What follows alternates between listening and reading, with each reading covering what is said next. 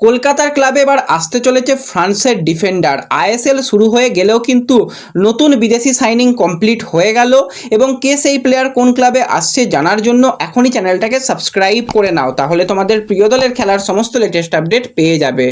তো মোহামেডান কিন্তু আইএসএলে তাদের অভিযান শুরু করে দিয়েছে, কিন্তু তাদের একজন বিদেশি player Mohammad Qadri season out হয়ে গেছে। সেই জায়গাতেই কিন্তু ফোরেন্ট ওয়েগারকে এবার সাইন করে নিল মোহামেডান।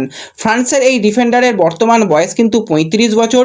ফ্রান্সের টপ টায়ার লিগে কিন্তু 70 ম্যাচ খেলার সাথে সাথে ফ্রান্সের সেকেন্ড টায়ার লিগে 200+ ম্যাচ খেলার অভিজ্ঞতা রয়েছে। ক্লাব কেরিয়ারে বেশিরভাগ সময়ই ফ্রান্সে খেলেছে, 400 ম্যাচ খেলার অভিজ্ঞতা রয়েছে এবং মেন পজিশনই কিন্তু তার ডিফেন্ডার।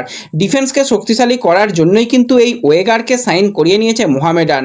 একজন দুর্দান্ত মাপের ডিফেন্ডার, মাথা ঠান্ডা করে গেম কন্ট্রোল করতে পারে এবং যথেষ্ট বল প্লেয়িং ডিফেন্ডারকে কিন্তু এবার মোহামেডান সাইন করিয়ে নিয়েছে। তোমরা কতটা খুশি কমেন্টে জানিও।